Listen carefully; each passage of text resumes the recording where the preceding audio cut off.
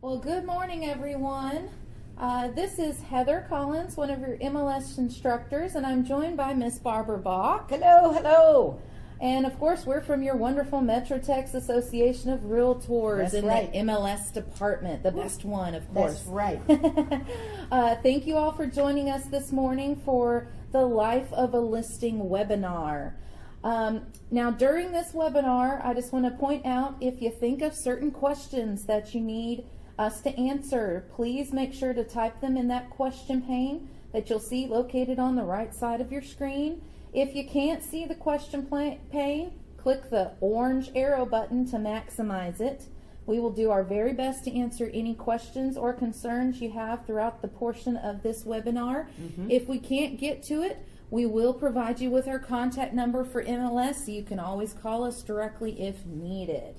All right, so we're going to get started, and I'm actually going to start on our main web page because the life of a listing, you always need to have your input forms, and I want to show you where you can locate that on our web page. So right here again, we're at mymetrotex.com, okay?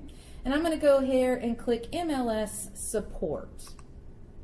Now, under MLS Support, if you have not seen our new web page, it is a very different. So before I go too much further, let's go ahead and review. There's our number in case you did not see it. It's that 214-540-2755 number. So if you can't find what I'm about to show you, or you forget where it's located, call that number. And we're open 8:30 to 5 Monday through Friday, aren't we? Yes, we are. All right. Okay, so I'm going to go ahead and click on Temporary Input Forms Training. It'll take you to our MLS support page, and scroll down just a small amount on this page below the videos, and you're going to see right here, Listing Input Forms. Okay? And I'm going to go ahead and click on a residential input form, and I'm just going to highlight a couple of things that's really important for you to see. Now, this is an input form, so what you always need to do is, of course, take it with you to the house when you're going through it with your seller and mark everything that applies. Okay? But I'm going to go ahead and scroll down just a little bit, so excuse the fact that it's going to go by really, really fast. Okay?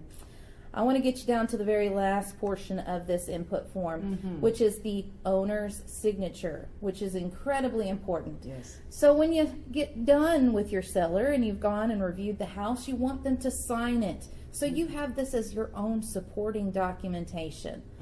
The other thing that's important is the next document of this form, which is the big 4 questions that a lot of agents forget to ask. That's right. Okay? Which is allowing internet display, address display, your public comments and reviews, and AVM. Now, just kind of to highlight those 4 questions, internet display is incredibly important. Yeah. Well, main reason is if it's not on the internet, nobody can see your listing. Okay? So if your seller says they do not want their listing to be on the internet, you may need to have a conversation with them. A serious one for sure. Extremely serious conversation, and explain why it is important that it shows up on the internet, because they're just not going to get as much activity. No. Now, if they answer no to the first question, the other questions are pretty much obsolete. They're going to be no. If they answer yes to the top one, then you must address the bottom 3. Allow address display. Of course, you want people to find the property. Publics and comments and reviews. What do you think about that one, Barb? Oh, I know many of you have gone out and done a movie review, and you see great comments, and then all of a sudden you see some horrible reviews. That's going to have to be your call and your seller's call. Think about that. Yeah. Yeah, because if you say yes, then if something negative gets put out there, you can't take it down. So just keep that in mind. Because a lot of agents, Heather, have a website where they set it up where you can make comments. Correct.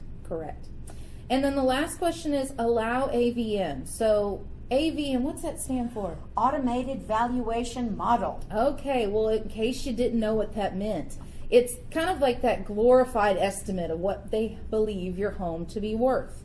So AVM is very important if your property needs to be on Zillow. You have to say yes to that question, because Unfortunately, Zillow likes to put what they call a zestimate on those properties. And you know, Heather, they can go in and do a Google search, what's an AVM in real estate, and get tons of information to help them explain that to the sellers if need be. Absolutely. And the best part about this document here, guys, is if you look at these 4 questions, the very next page gives you those definitions in case you forget all of what those things do reference. So utilize this document for any listing you're going to input. Again, that's in our website, mymetrotext.com, the MLS training support, and you'll see the different types of input forms. While I'm here, I'm going to also show you, because this is very important, especially for new agents, the definitions of a listing. So you'll notice right underneath the input forms it says MLS status definitions right here. And if you go over to the right, you'll see the word here in blue. If you click it, it'll open up a document. Now I'm going to open up the document for you so you can see what it shows you. So important. Which is the status definition. So of course everybody knows what an active listing is. Okay, that's an active, it's ready, it's available for showings.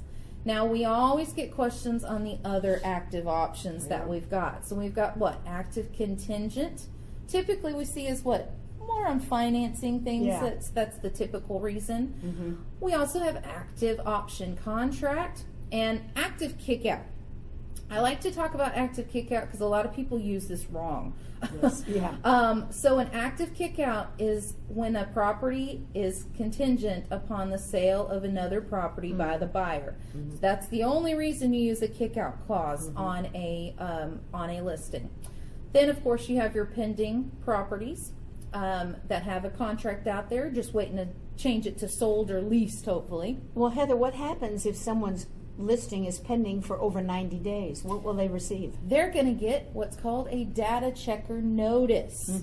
Okay, now don't ignore these notices. Main reason you don't want to ignore them is they could get fined, and you don't want to be fined. And unfortunately, it doesn't fine you; it fines your broker. And I don't know about you, but I wouldn't want my broker on my tail.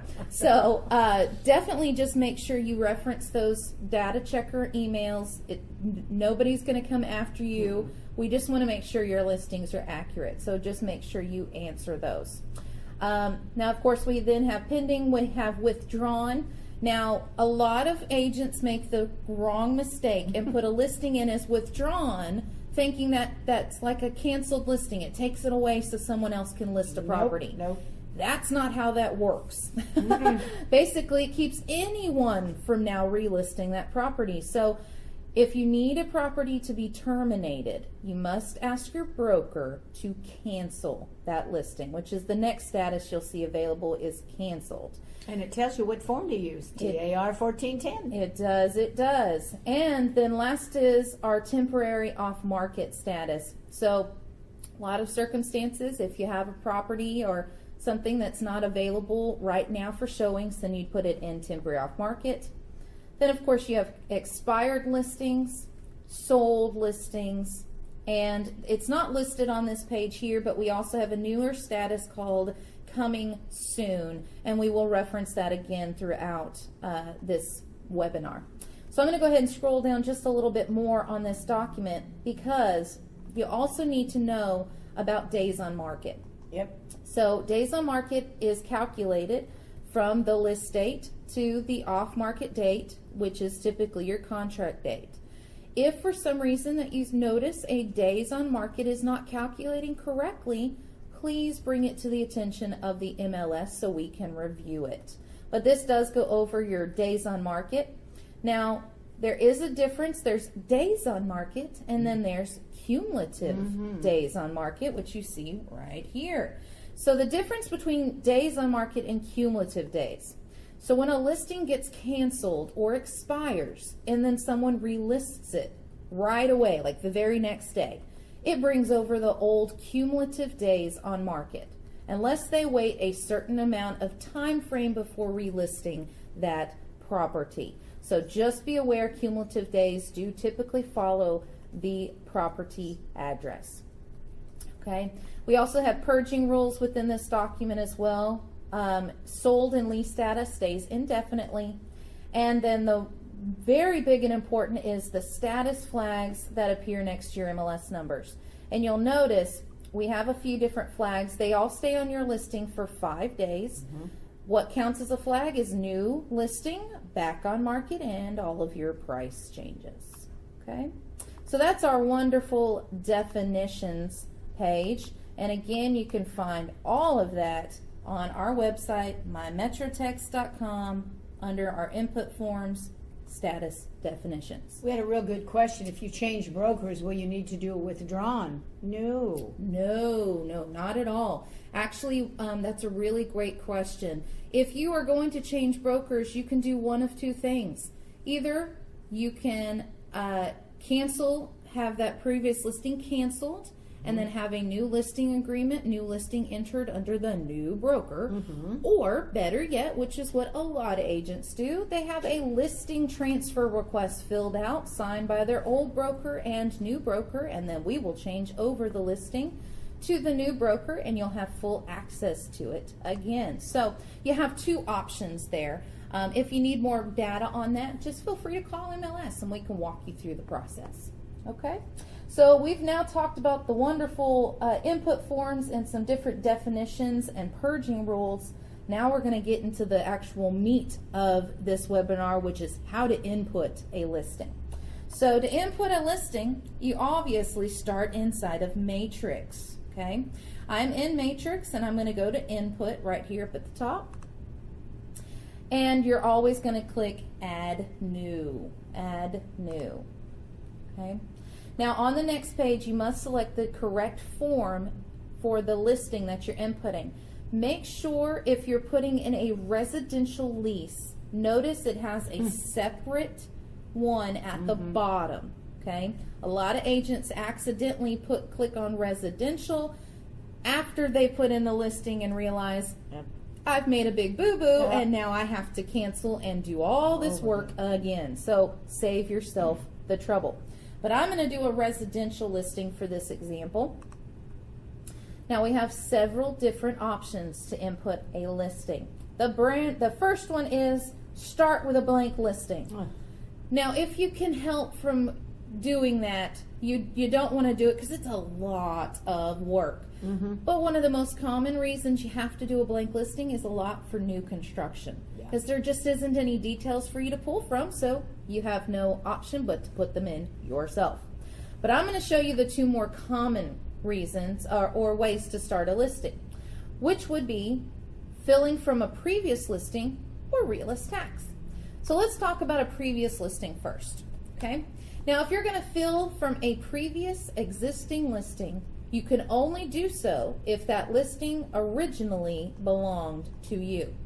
If it belongs to another agent, you may not use that previous MLS number. Okay?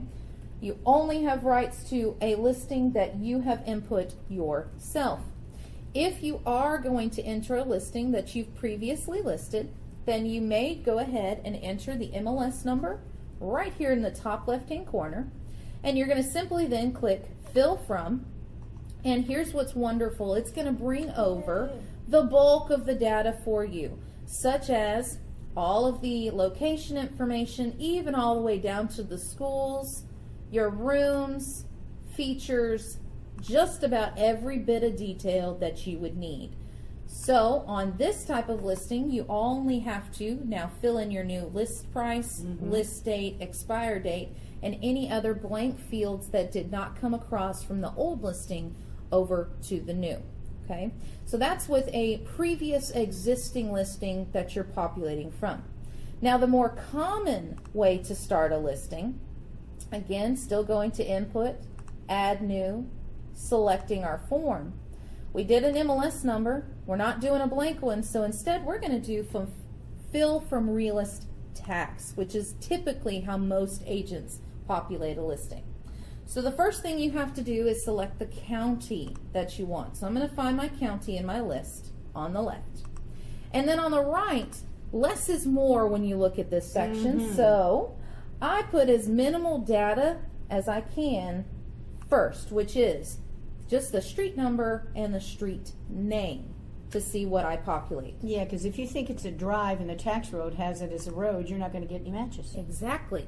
So there we go. It actually pulled up the correct property. There's my tax ID, my full street address, all the way down to the zip code.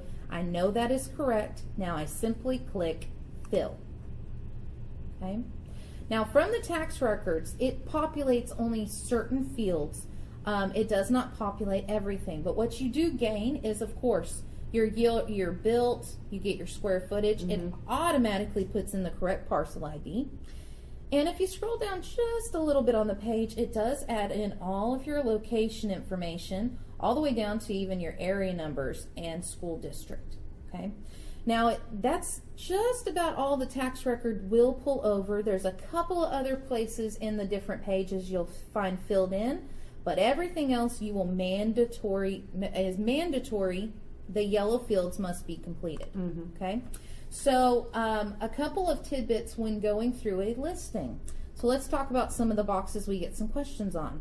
First and foremost, anytime you enter a listing, if you're not putting it in that day to put it as an active listing, leave your list and expire date blank. Now, why is that so important, Barb? Well, because when you finally add the listing, it's going to have too many days on market. Correct. So let me give you an example. If I put today's date in this box for list date, and I'm not making it active today, and I make it active, let's say, a week from now, well, guess what? Because I entered the 10th as my list date, it's going to go all the way back to the 10th and say that's how many days my listing has been active.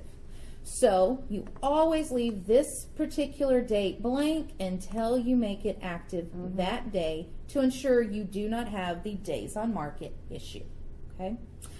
Now I'm going to go ahead and scroll down just a little bit on this page. Now what we need to talk about, which a lot of agents forget about, is this big nice little map in the bottom right hand corner that says map not found. So if I entered this listing and just saved it at this point, guess what? It's going to say map not found on my listing. That is not beneficial to anyone because we need people to find our properties. That's right. Here's how incredibly easy it is to populate it. Right there at the bottom of the map, it says get lat/long from address. Simply click it. And voila, watch what happens. Ha-ha! It has now pinpointed exactly where my property is located on the map. Now, occasionally technology fails and it doesn't do it correctly, especially new construction. Sometimes it does map it in the wrong place. If that happens to you, you may use the option to the right that says set lat/long manually. If you click that box, it'll open up another box where now you can move your map around. Okay, any which way it goes, left, right, another. Okay, on the right you can also locate an address to find and place a new pin. But here's how it works. Once you locate the place that you want on your map, you simply go to the right and click place new pin. Click on the parcel of where you want the pin to be located and then click done. And it will remap it based on that new pin position you selected. Okay, so always double check the map. That is incredibly important to make sure that your map is properly on the map. Okay, now one other thing I do want to reference since we're on this general tab. If you're going to list a property in more than one category, such as I'm going to put this property in as a sale and I'm also going to list it as a lease. Okay. Now there's one particular box that you have to fill in correctly. If you do not, no matter what you do, you're not going to be able to put in those two listings. Okay? It's this box called will subdivide. So on will subdivide, the first listing you enter must say will subdivide yes. And you complete all the data fields, you fill it in, and you submit your listing as an active property. Then you go and enter the second listing, which is typically your lease or whatever other category you've selected. That same will subdivide box must now say will subdivide, subdivided. Okay? So the first one says will subdivide yes. Your second listing says will subdivide, subdivided. If you do it in that way, you will be then allowed to enter the listing into 2 separate categories. Okay, so that little box is your key. So make sure you double check that information. Okay, now I'm going to also reference down here in the bottom left-hand section, which is your school information. So here in a few minutes, we're going to save this listing. You're going to see some fields that get a nice little red mark. Basically, there's an error. You need to fill this in. And the reason I like to point it out is typically it puts a nice little red mark next to where it says school district. And all the agents who call in, they complain, saying, well, I selected a school district. Well, let me point this out. It's not looking for a school district. It wants you to select a school. You must select 3 schools for each individual property that you enter. So definitely make sure you double check your schools and verify them with the school ISD to make sure you're putting in the correct ones. Okay? All right, so all of that was just the general tab. So we're going to move on to the next one, which is rooms. Yeah, everybody needs to buy one of those wonderful electronic tape measures, Heather, so you can measure the room sizes, which is really important. It's extremely important because you'll notice on a lot of listings, there's not measurements there. No. Well, guess what? You're doing your clients an injustice because people who are looking for homes need to know the size of the rooms to know if it's going to fit their furniture, their needs. Is it going to accommodate what they're looking for? They have a California king. They need a pretty good room. Exactly. So if you don't put in the proper measurements, then nobody knows how to basically look for the right kind of home. Okay. Right. So on rooms, you need to specify how many bedrooms is in the home, how many full baths, half baths, etc. Okay. If you don't have a half bath or something to fill in that particular box, list a 0. Okay. You have to fill in everything that is in yellow. It is mandatory. Now, once you put in the bedrooms and baths and dining rooms and you specify how many, then you need to select the room and then put in what features it includes. Okay. So here's what's important. I am going to tell you on the room section, if you want the rooms in a particular order, you must add them in that particular order. There isn't any way to sort them once you've added it. No. So add them in the way you want them to be shown on your listing. So I'm going to enter the first room, and here's how it works. When you select a room, you can then select the level that it is located, and that's really important, especially if you're dealing with condos that have multiple levels or a 2-story home. People need to know where the rooms are located. That's right. Because how often do we get calls from people looking for like a master bedroom only on the bottom floor, and they want their kids to be as far away as possible upstairs. That's right. Okay. So make sure you do put and specify each level. If you have the length and width, we encourage you to list it, and then of course select any features that apply for every individual room. And you can select more than one. Exactly. So if they have dual sinks, cedar closets, they have a jetted tub, select every single thing that applies. I'd like a coffee bar in my bedroom. No kidding. That would be nice. Wake up to fresh smelling coffee. Now, once you want to add in the next room, go right down here to the bottom right corner, click the word more, and add the next room. More, next room, add, okay, and so on and so forth. So make sure you include every single room, level of measurements, and features. Okay. Now we're going to move on to the next tab, actually labeled features. And again, you only have to fill in the ones that are in yellow. Those are the mandatory fields. However, if you have something that can be listed in any of the fields that are not yellow, please go ahead and do so. The reason I tell you that is if you tell on this listing that yes, there is a pool on the property, well then you need to make sure you provide the pool features that go along with that pool. Even though the pool features is not a mandatory field, it is incredibly important to know what it includes. Okay, that goes along with your alarms and also handicap and fireplace. See, all of these boxes right below are not yellow, but they are incredibly important to the boxes right above it. Okay. I also want to point out is this box labeled special notes. I like to point out special notes because there's some things in here that you don't see in really any other places, such as age restricted, or even there's another one in here that's HUD. There's also owner agent. Yes. So if you're listing your own property, guess what? You must disclose that information. Owner agent is right here, and I encourage you to also list that in private remarks. I think double work maybe not great to you, but it ensures that your information is disclosed. Okay. Also, this views where you can find also Section 8 qualified, survey available, different things like that. So definitely check out special notes. All right. Now we're going to move from features over to the lot utility environment section. Now you'll notice that the tax records did populate the acreage, but it did not populate the lot size. So you do have to fill that information in yourself. Over to the right, you have your lot description, types of fence, exterior features. Again, fill in everything that you can that you have information on. What you do have to include is the utility information. Do they have city water and sewer? Do they have heating and cooling, central air? Are they within the municipality? Utility district? Goodness, it's always hard to, that's a mouthful. Yes, it is. So double check your utility information that you're filling in the correct information there. Also, down at the bottom, it is definitely not mandatory, but being in Texas, the green features are a huge seller. They are. I know personally when I look for a home or any place to live, I want anything that's going to save me money.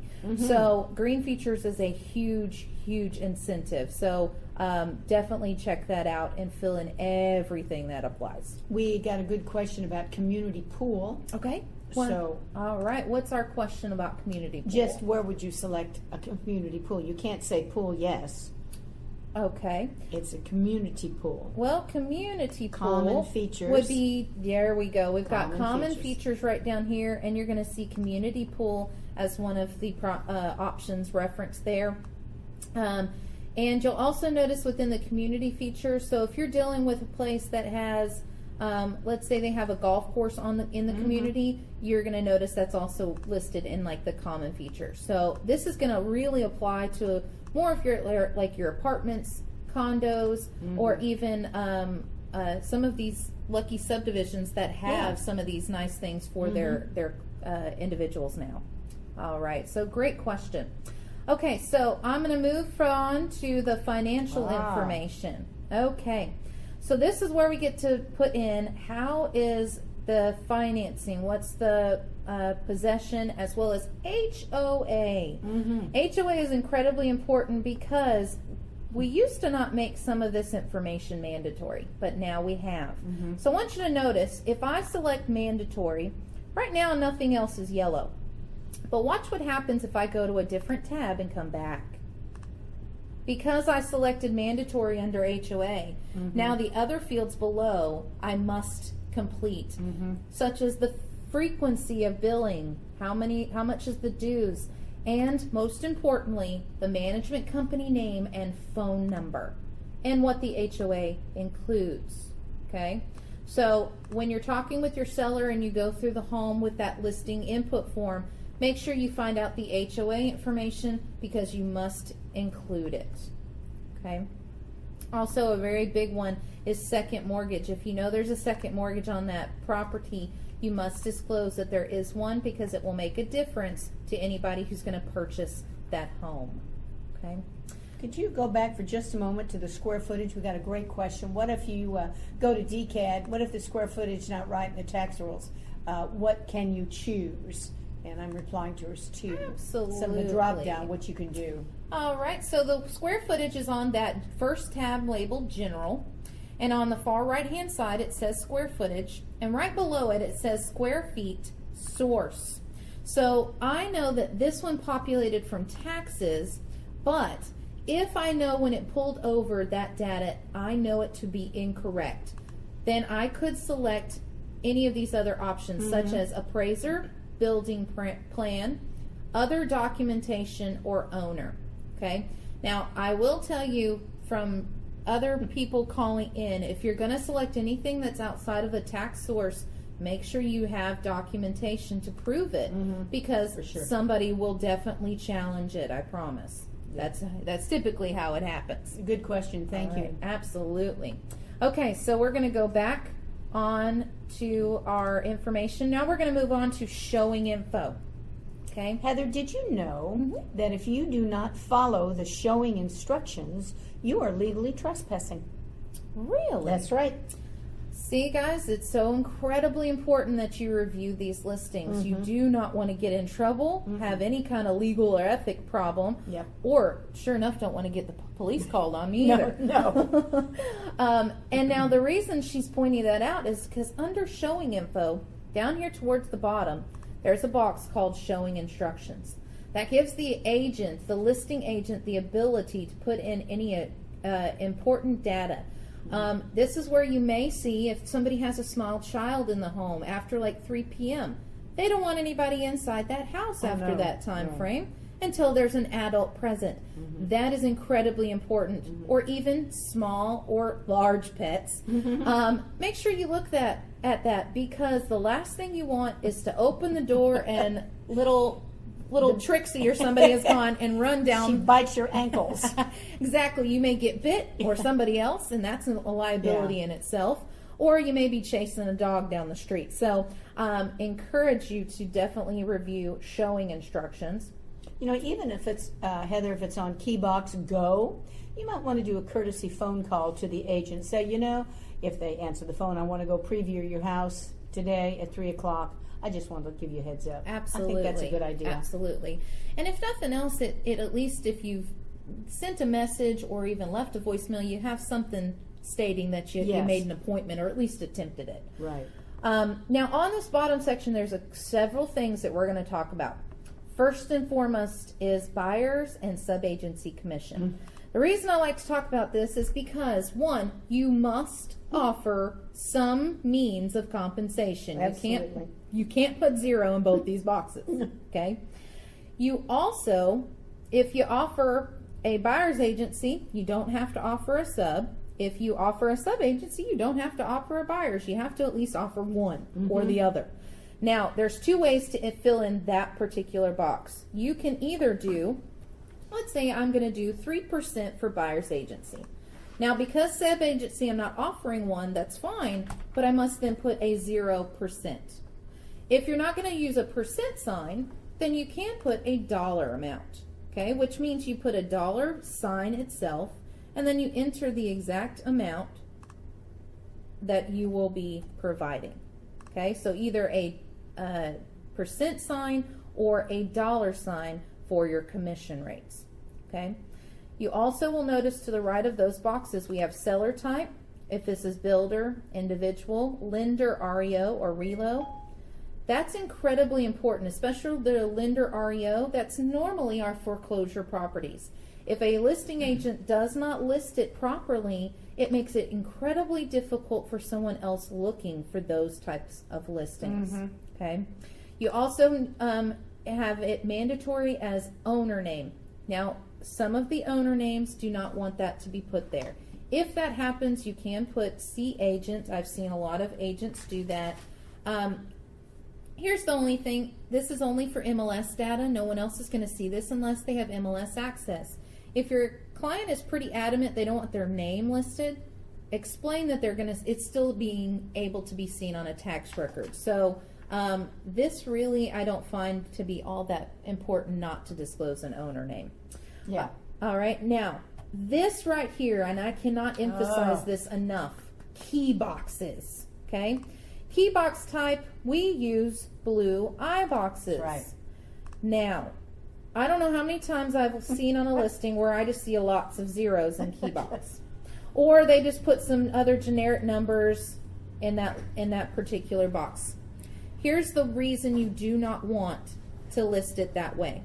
You want to physically put the correct serial number that's on the side of the key box, because if you need us to pull a report on that particular key box to see who's actually seen that listing, we need the actual serial number to be able to run a report. If you have just the number zeros, or such as you see here, my 1 through 9, guess what? I will not be able to pull a report because I don't have a correct serial number. Okay, so that's why this can be incredibly important, that you put in the correct information, and you're not hiding anything, guys. Somebody can go to your listing and they're going to see that number on the side of the box. So there's no reason not to provide the correct individual serial number. Okay. Now, while we're still in this same section, there's something else that's so incredibly important, which is CSS. Okay. So to the right, we have call for appointment, and we have all these different options, such as agent all the way down to owner. But we want CSS for this one. Now, when I select CSS, if I leave this page again, watch what happens. I'm going to go right back to it. Because I selected CSS, now I must include also an appointment phone number, okay, for CSS. Now, the icon for CSS where people can click on to actually schedule an appointment, how you put that on the listing is this bottom box here called Showing Instructions Type. You must select Centralized Showing Service.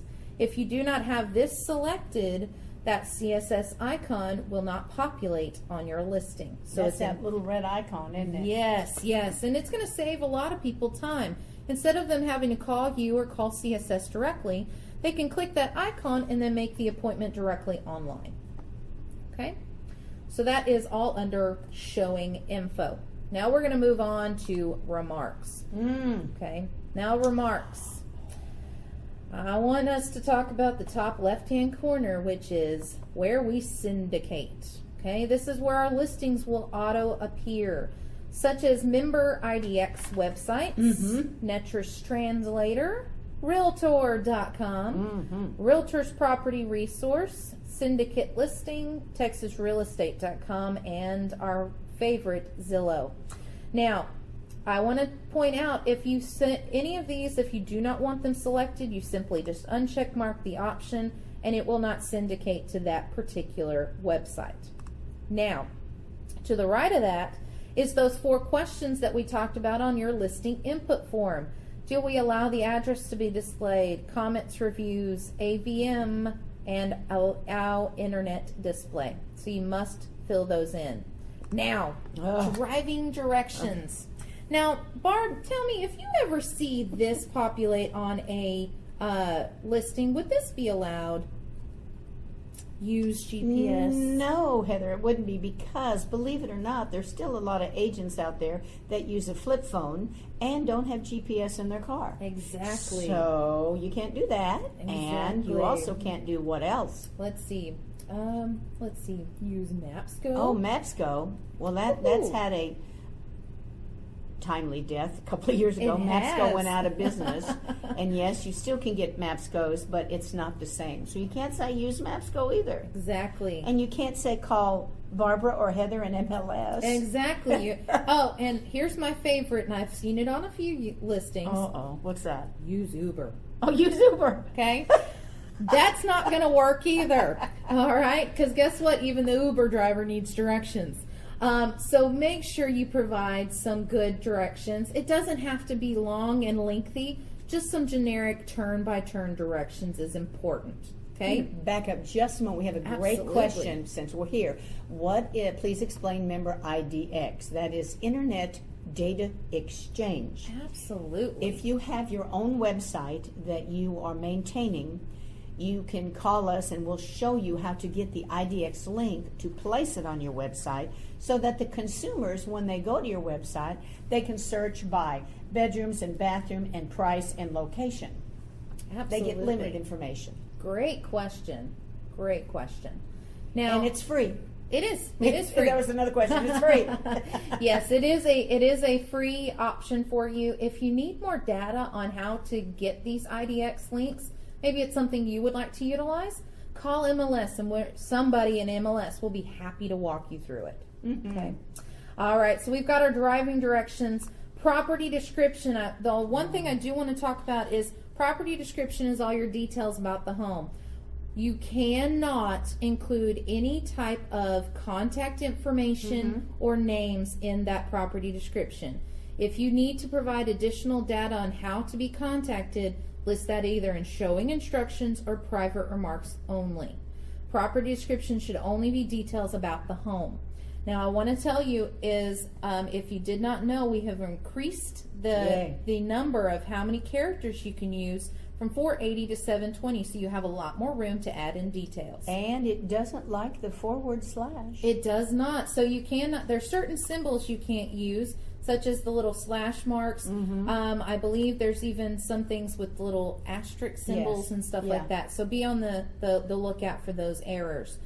Of course, below that you have anything that you're excluding from the home that's not being sold with the property, and private remarks. Private remarks is going to only be things you want an agent to be disclosed about, such as maybe this property is a short sale.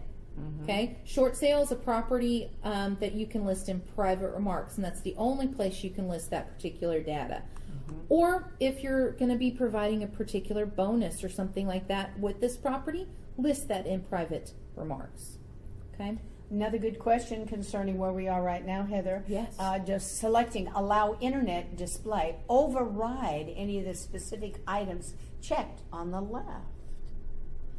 Oh, so if you say no to an allow internet display, oh, I've selected the wrong one. If I say no, allow internet display, then no, it would not populate on these websites because you're basically not allowing permission for it to be syndicated out to those particular sites. And you can unselect the ones you don't want. You can.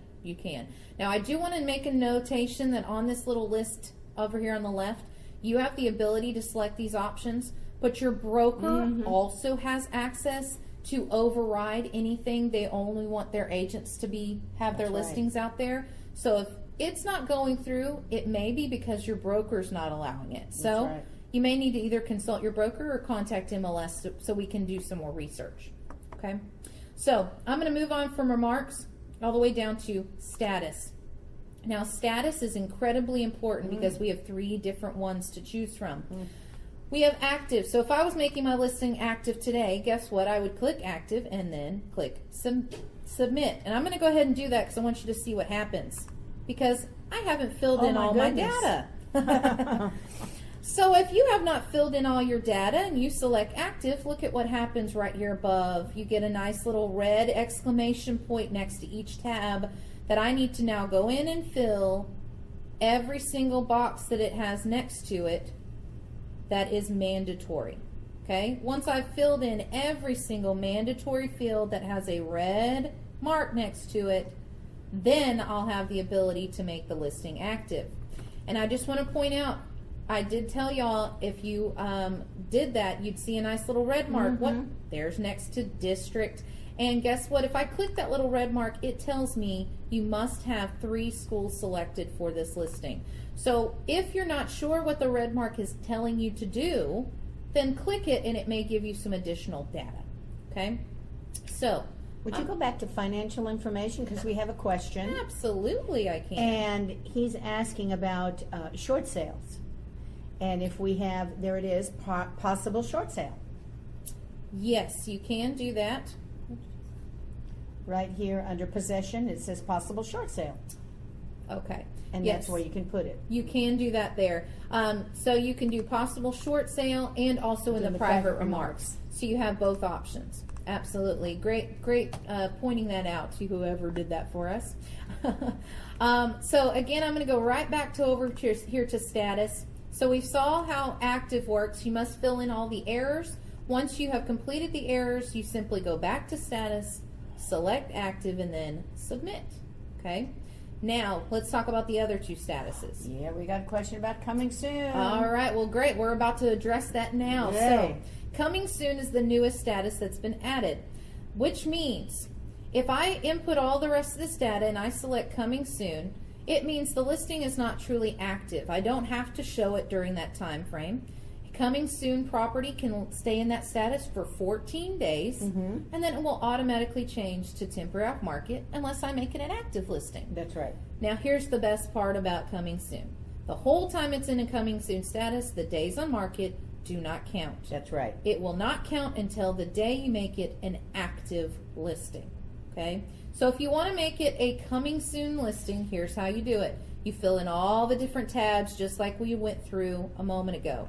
You'll go over here to status, select the word coming soon, and then submit. And what date do we put in for coming soon? Absolutely. So if your listing is going in as a coming soon status today, you must put today's date.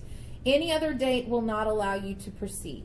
Okay? And the biggest reason is because the days on market will not be calculated correctly if you put any other date than the date you're putting in that coming soon status. Okay? So those are the two options, active and coming soon. And then last but not least, which is what we're going to do here, is make this an incoming listing, which is incomplete. No one can see this but you or MLS staff members. Okay? So I want to make this a listing that I can come back and make edits to prior to making it active. How long will it stay an incoming listing, Heather? Incoming will stay for 30 days. Okay? So then it goes away automatically. So don't put this in too soon because you may lose all the work you put in if you go over that 30-day mark. But if you go back at the 28th day and touch it, go back and open it and change some remarks or something, it'll recalculate 30 days when you say incoming again. Wonderful. That's good information to know there. So I'm going to go ahead and save this as an incoming listing and submit. Now here's the reason you always want to make a listing incoming first, so that you can go back and add all your pictures and documents before you make it an active listing, okay? Which is what I'm going to show you how to do now. So if you need to edit a listing, you'll always go back to input. And then you'll have a box that says select a listing and a drop-down menu. Your incoming listing will start with the letter I, and it will have the residential or whatever property type, your MLS number, and address. So I'm going to go ahead and click on my property. And here we go. I'm back to what's called modify listing. You have a lot of options on this page. First thing I'm going to tell you is where you add pictures. So let's look towards the bottom of our list. Manage photos. Now, if I had created the listing from an old listing of mine and I want to use my old pictures. Now again, you can only do this if the property was your listing prior to and you're now relisting it. If you're going to do that, you can click here to import photos from another listing. Input the old MLS number and then tell it to import pictures. Oops, 1354825. And I'm going to now say import photos, and voila, there's the picture that it brought over. If there had been more, it would have selected all of them to bring over to my new listing. Okay.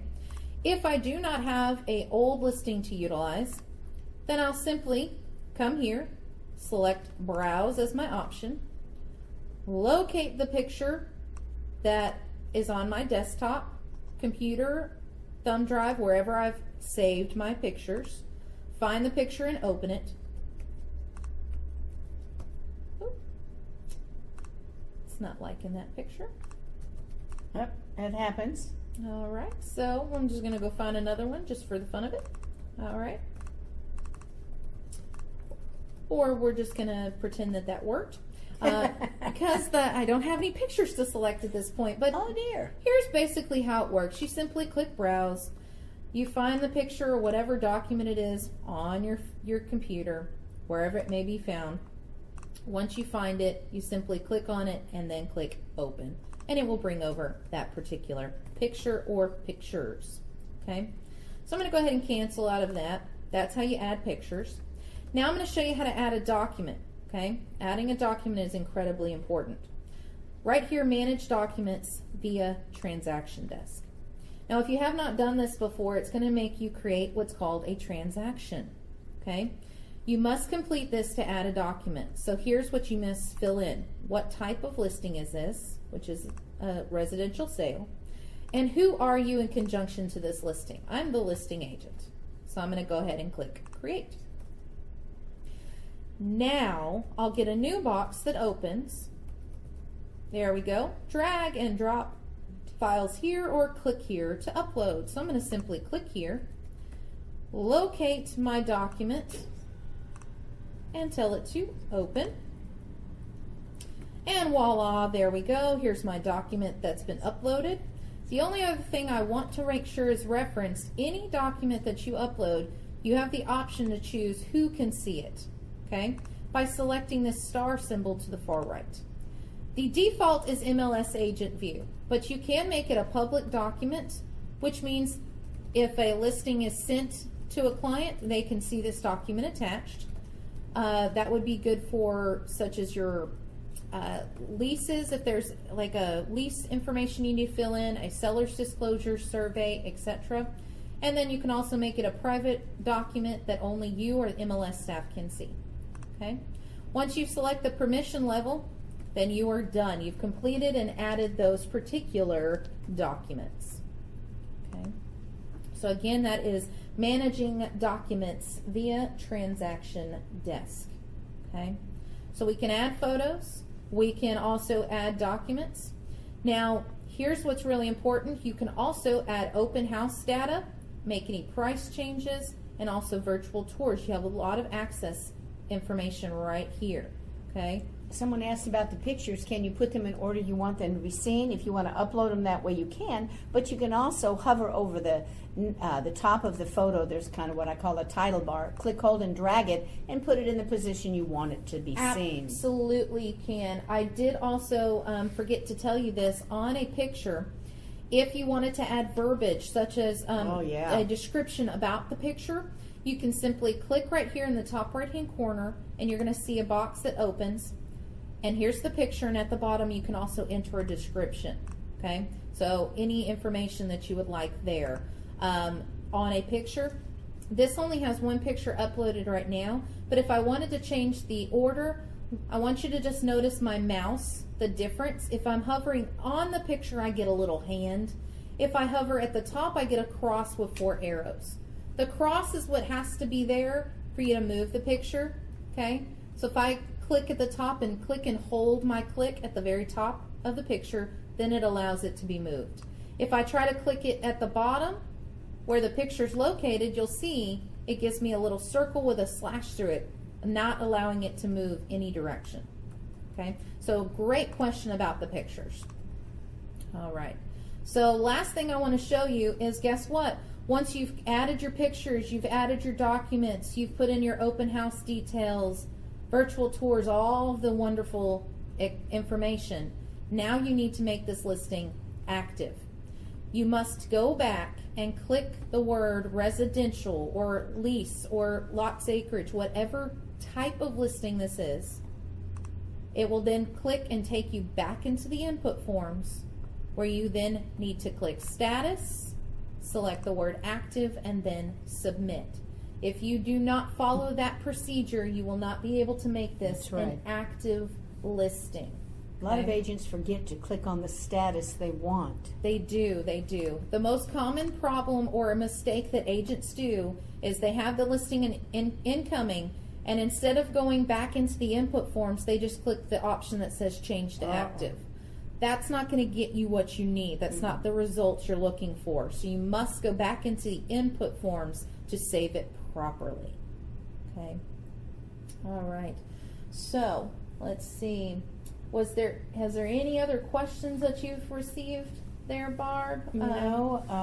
We talked about the pictures. And again, incoming listing stays for 30 days. If you go back in and touch it on the 28th or 29th day, it will recalculate 30 days as incoming. Remember, your coming soons are 14 days. If you don't touch your listing, it'll go to temporarily off the market. If you don't touch the listing as it's temporarily off the market, it will go to it'll reach its expiration date. It'll become expired. And Heather, guess what? What? Once you've added a listing as coming soon, when can you add it again as coming soon, that listing? You can do it again in 1 year. That's right. Okay, so be sure that you have selected the correct status before you put it in as coming soon. So while we still have you here, I'm just going to show you one other little thing. In case you want to go back and look at your listing and information, you can always go back to My Matrix, go down to My Listings, and it will show you anything you have available. By selecting in this top left-hand corner, it'll allow you to select what type of status or property that you want to look at, such as I want to see my sold listings, or I want to see what's my active listings right now. So you can reference them from My Matrix to My Listings. Also, what's really important for you to know on this section is you can also come here to show and say My Hit Counters, and any active listings that you have will show over here on the far right hand side how many times your property has been viewed or sent out. So that can be incredibly important for you to know how often is my listing being reviewed. We have a good question. How do you change listing from coming soon to active? Absolutely. So if you're going to make a coming soon back to an active status, you will find your listing by going to input, select your listing.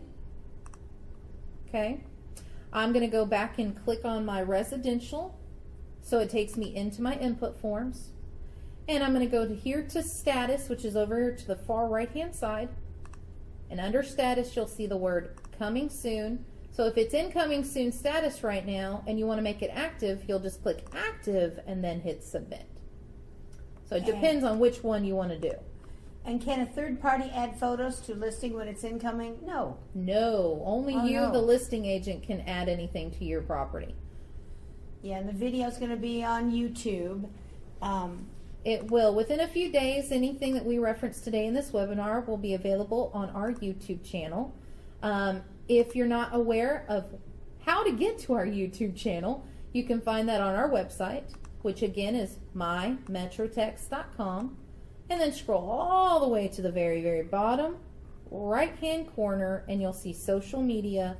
The little play button is YouTube, and that'll take you directly to our channel. And Dawn McCallum, you have a question. You need to call the MLS department. She was talking about she has a listing that was pending, but it went back to active, but I can't change it. I'm getting an expiration date error. We need to see what you're doing, Dawn. So give us a buzz in the MLS department. And the last thing, and a listing, explain variable in showing info. Are you talking about a variable fee? Go back to the showing I information. think that may be what she's talking Yeah, about. I think so too. So we'll see here. Yeah, variable fee. Let's say that Heather's my agent, and let's say that I have tons of friends, and I tell Heather, I say, Heather, if I find the buyer for you and they buy the house, will you make that fee less amount, make it be 9% instead of 10% or whatever it is? So there's some fee, there's some reason why the fee might be variable. Check with your broker or office manager or mentor about that, because some brokers don't want variable fees. So get them to help you with that one. Absolutely, great question. So just because we're pretty much right at the very end of this webinar, so of course, thank you all for joining us today. Hopefully you learned something new, and if there's still questions out there lingering, call us today. We're open until 5. We can answer any questions about your listings or how to input those. You can reach us at 214-540-2755, or even simply just send us an email at mls@dfwre.com. And Terry Taylor, you asked a question, what is broker change? I'm not quite sure of your question. I know what she's talking about. Okay. So when you're under the input section, there is an option that says, it's probably broker office change that you talked about. Okay, yeah. That happens to be if you're changing brokers. You're probably not going to see that No. as an option. No. Whomever asked about that question. That That was is something an admin or an MLS staff member would see, so you're not going to see that as an available option for you to choose. If you're going to make a broker change and you are changing from one office to another, consult your broker or call MLS for the procedure of that. Outside of that, again, thank you all for attending the webinar. This will be on our Metrotex YouTube channel, and be on the lookout to join us for our next webinar, which will be on August 8th for Advanced Instanet. Whoa, that's going to be great. It is. It's going to be wonderful. So, all right. Well, thank you so much, guys, and we look forward to talking to you again. Thank you. Bye-bye. Bye-bye.